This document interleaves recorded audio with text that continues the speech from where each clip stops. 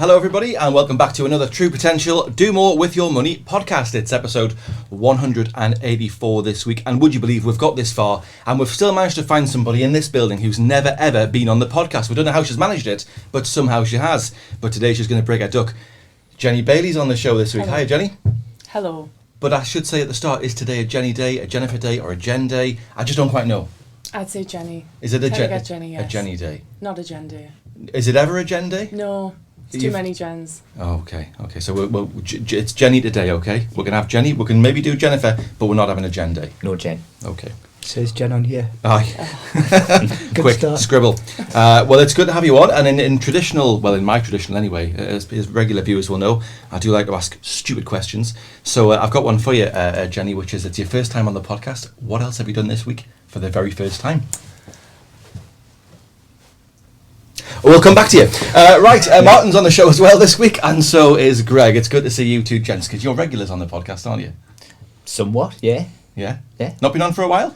Couple of weeks actually. I think it was the last one I was on, but I had a long gap between that. But He back upset again. Graham, that's why. So he Pro- didn't. probably. Oh, didn't you have him on got for a while. banished. I was banished for a while, but Oh, I'm well, back now. We've got you back. It's good to see. Whew. Today on the podcast, we're talking about goal setting. Actually, when it's 11 years that I've been involved with TP now, and I'll tell you what, this has always been the thing that's been sort of drummed into me is it's vital to have a goal. And it absolutely is. And if you go on to, when you're talking to one of your advisors, or if you're logging onto our website, one of the first questions you'll be asked when you set up a new investment is, what's it for? What's the goal? And I remember having a conversation with Sir David right back in the early days of TP about why that was so important, why he felt that goal setting was such an important part. And it sounds so obvious, but not every firm does that. It makes you think about why you're saving, because saving and investing, Greg, is a long-term thing. Yeah. And you've got to keep your eyes set on that goal. So, how important do you think it is that clients get into that mindset of setting a goal and the significance of that?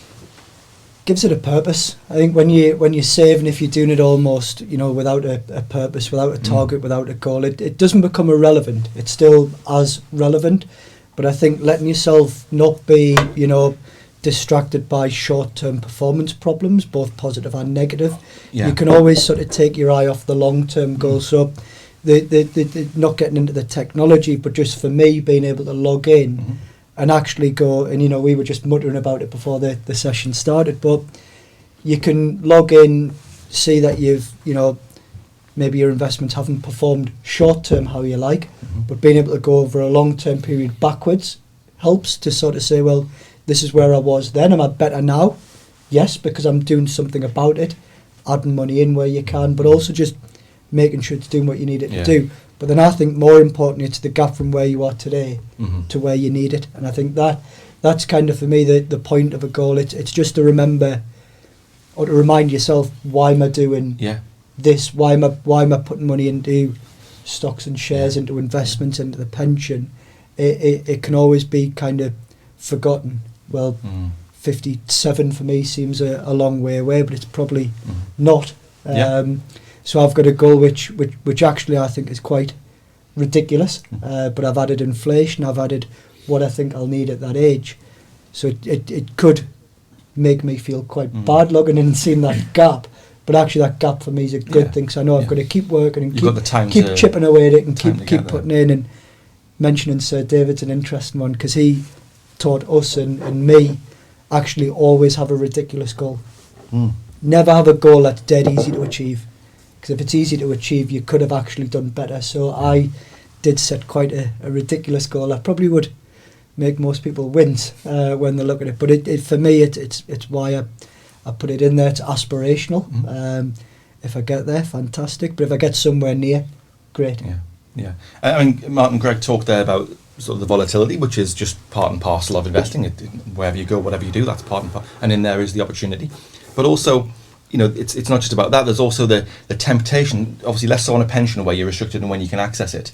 But if you've got, like, say, a stocks and shares ISA, in theory you can go in there and you could be tempted to draw that down or take a little bit out to fund a short-term thing. But then of course miss out on the potential growth that you could have or reduce it a bit. So I suppose having the goal maybe offsets the temptation to do that, because you might dip into it and think, actually, do you know what? you're reminded of that long-term goal, what you're really saving for, and maybe it's just that little check and balance on, actually don't dip into that and take it for something short-term, because there's that long-term prize that you want. Yeah, I think Greg's right when he says it's a case of remembering what the objective is, what the goal you're trying to achieve is, and by logging in, for example, to your client site and seeing what that goal is on a regular basis, you can see what it is that you're striving to achieve. So it's a case of, there may be a short-term objective. You might think, well, I'll just use my ISA for that. But then when you log in and take a look, you actually think, well, hold on, long-term, this is going to be better for me to keep that where it is, despite any short-term volatility or whatever it may be. Ultimately, you're thinking that long-term goal that I've received financial advice for as well, from an expert in the field, saying this is how we're going to achieve that and the tools that we'll have to achieve that goal as well. Longer term, you're thinking, actually, yeah, I'll just find an alternative to dipping into my investments. Yeah. And what would be some of the kind of common goals, do you think, Jenny, that maybe some of the advisors that you deal with, thinking about their clients and their conversations, what would be usual, say, client goals? What do you come across quite often? Yeah, a lot of them are quite like standard goals, you know, they don't have to be something quite wild, or it's something like simple as saving for a car or saving for a holiday, retirement income, you know, pension. It can be sort of short term or long term. It doesn't have to be anything too complex. Yeah. But very personal to the person who's obviously, yes. you know, so it's not, we don't have a sort of checklist, do we? It's got to be one of these. It can be anything you like. Exactly. Because it's important that it's got to be key to the individual who's saving, for the purposes that Greg and Martin have said. Yeah, and a question we often get asked is, well, what if the client doesn't have a goal? And that does come up quite a lot. And we always say, you know, you always have a goal. Yeah. Even if it's to just beat inflation. Yeah. Everyone has something in mind. If you're investing, saving money, you can think of a goal amount and then something to save that for. And I personally felt like that when I first joined True Potential. I didn't quite understand how you can set a goal sort of out of thin air. But I've picked that up over the years, and my personal ISA, I've got to beat inflation. And it's going quite well, and I track my progress all the time. Quite obsessed about it. So, yeah. And well, I should have asked at the start, I suppose, if it's not too much of a personal question, Martin. What is your goal? What is your goal? My goal. I want to know what your goal is. Well, in life, or If investment-wise? we could limit it to investments for the purpose of this podcast, that'd be great. His goal is to make it. I'm really interested in your life goals, and we'll maybe talk about that another day. But for your investment, what's your goal? For investments, I remember I set this for my personal pension. Yeah. When I started as well, was to get £1 million in my pension. Right. So very bold, I think, to try and do that, and probably won't get there, but you know, I'll try my best and see what happens. You never know, millionaire Martin, one day we could see that happen. You never know. I like the sound of that. It's got a ring to it. It does, yeah, it does. My ridiculous goal doesn't seem that ridiculous anymore. Well, go on then. It was the same. We must have done it at the same time. We must have just sat next to each other, just setting goals. Yeah. And how's it going? Not well. No, it's going well. I think chipping away a little enough, and that's all you can do. So that's it. And you've got that long time to get there. We've got Martin's got a bit longer than me. That's for sure. Just a little bit. There's a gap to go, but can close it. Yeah. Certainly try. Yeah. Well, I mean, that's the point of the tech, isn't it? You can log in there, see the tech, you can see how far you are. But the great thing is, and what I love about the TP tech, is if, you know, in terms of your pensions, you're putting in a monthly amount out of your pay, going in there, the company tops that up, you get the tax relief as well, so you're getting this chunk going in. But you can play with the app and you can see, well, hang on, if I put an extra 25 quid a month, an extra 50 quid a month, you can see how much that gets you towards your millionaire dream, can't you? Correct. And has that tempted you to sort of increase your over the years, have you increased your contributions? Every year. Yeah. Every year I try and do a bit of a, what's called an annual suitability review, or is what I'd call it, a self-assessment, which is just go in, have a look and see where I'm at to the goal, what can I do to get closer to it. If I was to make an additional contribution, whether it was percentage or pounds, what impact that would have. And, you know, for me, the one that works better actually, as opposed to saying I want to pay exactly this much in every month, I let my workplace pension do that. And then what I do is I use our Impulse Save, the top-up tool. Because I think for me, the way I am, my sort of spending each month can fluctuate. So some months I might be here, there and everywhere, and others I might be quite socially quiet. So those months I can put a little bit more away, not spend it on that, but instead put it away. So being able to just put £100 into your pension, click of a button. It sounds like it is a plug. It doesn't sound like one, but you can't do that anywhere else. You cannot just pop money into your pension as easy as that. And as you say, you're getting relief on top of that. So it's something I try and do monthly. Put a little bit away, but also I do that annual review to make sure I'm kind of on track. So I think, again, back to what we said, too often you can just heat of the moment at a point of logging in and looking at your investments, make a decision. You don't need to make a decision every time you log in. So I remove that emotion. I just look at it once a year with almost that emotional view of, right, what do I need to do? Let's get the house in order. Come on, Jenny, what's your goal? Oh, have you got more than one? You might have more than one. I've just got one at the moment. My main goal is to save for a new car. Good. It's about time. I've had my car ever since I started driving. It's 15-year-old. I feel like you can have a do you have a name for your car? I don't. I get asked that, and I just never named it, and I don't think I can now. It's too late. Oh, you've gone too far with it, haven't you? Yeah.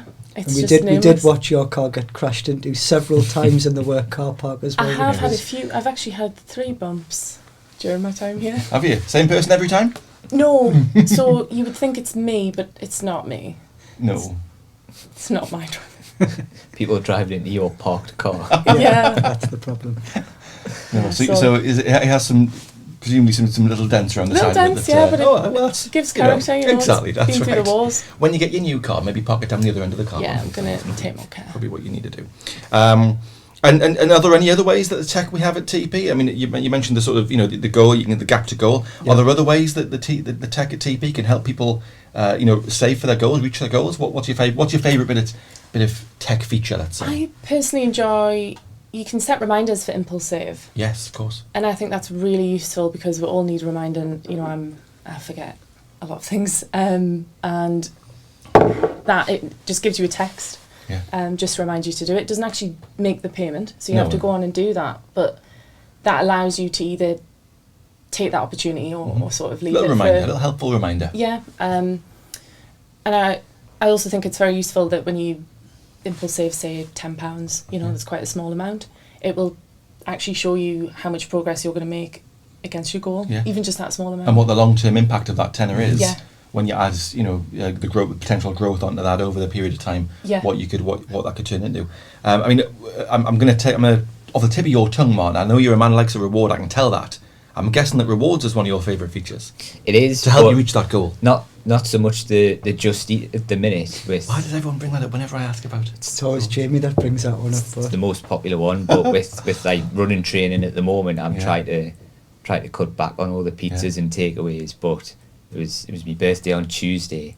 Oh, so well, if we'd known, we could add a cake. Would have bought a cake. I've already had about 2 cakes this week, so the diet and training's not going particularly well. But again, it's using the rewards and getting the benefit of that. And obviously, it's not just eat. There's so many other options. Oh, there's hundreds. Sometimes when I'm bored, I like to go through that and just look at all the different things that I could be buying and getting a reward on. So I know it's if you ever have 10 minutes to kill, honestly, on the bus or whatever, just do it. Honestly, there you go. Probably Nike's on there as well. Just do it. See.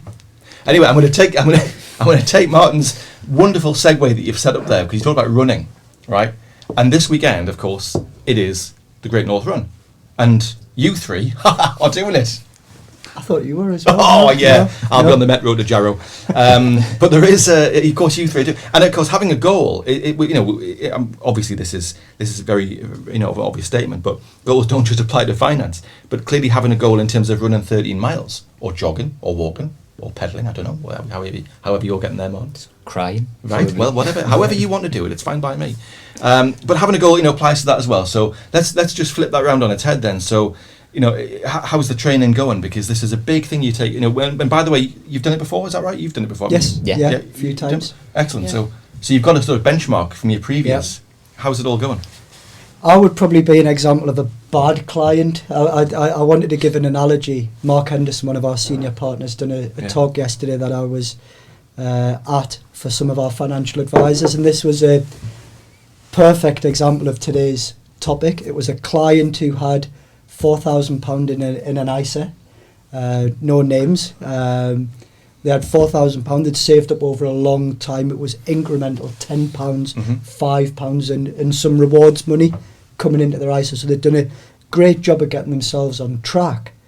And then over the last couple of months, they took £400 out to buy a pair of glasses, as in reading glasses, as opposed to pint glasses. Yes.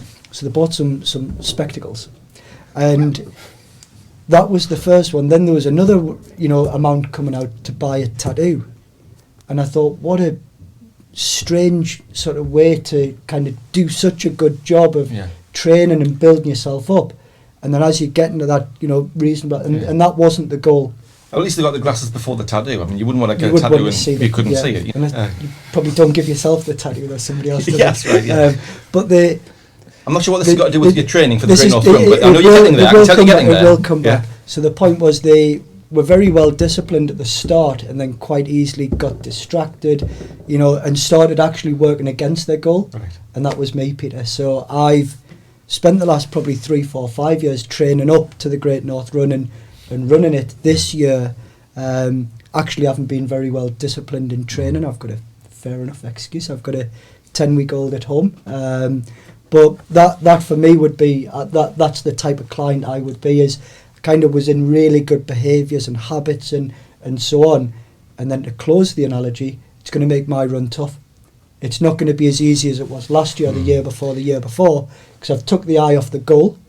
I've not concentrated towards that goal, and I've almost worked against it by not training, not sleeping, maybe not eating right, or doing all those sort of bad behaviours. And in the analogy, that client has, just unpicked a lot of hard work by not something that's, impulsive. You need glasses, but I'm sure you didn't need the £400 ones. You don't need the designer ones. You could have got the ones the optician gives away with an appointment sort of thing. So that rang true to me yesterday when I was listening to Mark speak and thinking, you've done such a good job for a long time getting up to that, and then you've gone and took a quarter of it out for something that wasn't your goal. Yeah. But you've run 1,000 miles. You did John O'Groats to Land's End. I did. If you can run 1,000 miles, surely 13 down to the coast can't be that hard. I should be able to do with your eyes closed. I should be able to manage it, yes. I didn't run it all in once. That's correct. It took us a year to do it. But come on, Martin. How's your training going for this weekend's Great North Run? It's gone okay. I've been trying to get out for runs when I can during the week. I think in sort of parallels to what we've spoken about with goal setting and using technology, I think, I'm wearing an Apple Watch. I don't know if anyone else has got theirs on today. Greg, I'm looking at you, but not today. No, but it's using the technology on the watch and Strava and other running apps that are available as well to track the progress and to say, my objective is to run it in less than 2 hours. So it's a case of, at what pace do I have to run to get to that goal? And in terms of your training, just to break your sort of, if your goal in training is to get fit in time for it, so we talked about, say, I'll just stretch the analogy, but in terms of saving, you don't get the £1 million pension pot like that. You've got to do it over a period of time. So to be able to run 13 miles, have you in your training been, I'll first of all, I'll run 3 miles or 5 miles, then I'll make it up to 8 miles, then I'll go for 10, and then I'll crack the 13. Is that how you've been doing it? It's building up to it, It's not just thinking I'm just going to go out for a 10-mile run and just immediately be able to do a half marathon. It's starting with your 3 miles, 6, 10. I wouldn't do a 13.1 mile run in the build up to the training, because that's what you're going to do on the day, but still you're slowly building yourself up to get there, just like a long-term goal that you're looking at as well, like £1 million in a pension. But again, using the technology to achieve both goals is what I like to do. So Jenny, how's your training going? Are you looking forward to it? I'm looking forward to it. I think because I've done it before, did it last year, I know what to expect. Perhaps because I've done it, I've got a little bit relaxed, thinking I've done it before, I can do it again. I've not really utilised the time as well as I should have. I think it's all about using that time, because the closer it gets, the less time you have, of course. And you can't just train overnight. You can't get from A to B and improve your time and stamina. I've tried to not think about time as much. It's more about my fitness. So that's sort of been my goal, I guess. I just want to feel fit, feel healthy, not push too hard and not worry too much about time, and that will hopefully come. Well, I think it's brilliant. Like, what you're doing is fantastic, and you know, I know you and others here have done the Great North Run. At TP, actually, we've been part of it for a few years, specifically now through a local charity called the Sunshine Fund that we've raised money for here. And I think, Greg, I know you're part of the Team Sunshine this year. I've seen you with your yellow vest on. And for people who don't know, just briefly tell us a bit about the Sunshine Fund and what they do and why TP supports them. Yeah, I mean, we had Siobhan and the team in on Friday last, which was every month we have a big staff update. We get the whole company together, and this time round we asked the team to come in and basically tell us why what we do is so good for them. And you know, I don't think there was a dry eye in the house, was there? It was a very, very lovely meeting to have actually one of the children that benefits from the money that we raise directly through Potential, and obviously other places that donate as well towards the Sunshine Fund. The little girl that done a speech, that's what will get me through the Great North Run. I think, you know, talking about not being able to go into standard education because of a vision impairment, and the teachers couldn't get her through classes, so has to go into a different form of, didn't need to, just needed a few aids to help her through, you know, the lessons. So knowing the money that we contribute and raise and put into that gets a child into standard education, doesn't want anything different to all of our mates down the park. So, you know, you see the stories of a bicycle, you know, most parents just go down to Halfords, £100, buy a bike, happy days, you know, that'll last a couple of years. £3,000 for a sort of special needs bike that, you know, can go on sand, it can go off road. And we've seen the videos and the stories of the young lad who was, you know, down at the beach doing, you know, donuts and things like that. And you think that it's ridiculous. It almost, you want it to be the other way around. You know, you want those kids to be able to have these things to go off road and things like that. And also when you're seeing, you know, handing it down so that the next generation of child can use it and have it and enjoy it. So they're a very small charity. You know, a lot of companies want the big named charities. You know, we work with these well-known charities. We didn't want that. We wanted to make a demonstrable difference in our area, in our region, and it's always a pleasure. And actually, again, last year we met one of the parents who ran with the buggy pushing their son. The father had done the training for the whole year, and a week to go he pulled a hamstring. So the mum stepped in with no training and ran 13.1 mile. What a superstar, because didn't want her son to miss out. Absolutely. So Brilliant. really, really good cause, and goosebumps as I'm talking. So now they're amazing charity, the Sunshine Fund. We've been working with them for a long time now, and good luck to everybody, obviously you three, but everyone else who's running as well for the Sunshine Fund, and just everyone who's actually doing the great. It's an amazing achievement, actually, and it is. I mean, I you know, I'm not doing it this year, but the atmosphere is always amazing, and even if you're just watching on from the side, it's great to be part of that over the weekend now, of course, because it's not just the Sunday. There's all sorts of activities on the Saturday as well, so it's great fun. Good. Well, good luck with those goals. I'm going to give a shout out. I think I've only ever done this once on the podcast before. I was on holiday in Mallorca a couple of weeks ago, and I got roped into doing a quiz, going up on stage with 1,000 holiday guests and being part of the quiz. And the lady from the hotel come past on the microphone and said, "What's your name, where are you from?" So I told her. And the chap next to me, lovely gentleman, who was there with his family, said, "Do you work at True Potential?" I said, "Yes, I do." I said, "Do you?" Turns out he's one of our wealth management partners, one of our advisors in Manchester. What a small world. Can you believe that? And it was only because I was on stage doing a sports quiz, which I did dreadfully, I have to say, that I met him. So a big shout out to David Brown, one of our advisors. It was lovely to meet you and your family, and lovely chap. And if he's your advisor, you're in great hands. So there you go. See, the podcasters. We've got 184 episodes, Greg, and we're known worldwide now. Finally made it to Spain. From Newburn to a stage in Mallorca. Yep. There you go. Fantastic. Good. Okay. Well, look. Thank you very much for. Did you enjoy your first one? Yeah. Are you going to come back? Oh, I'd love to. Excellent.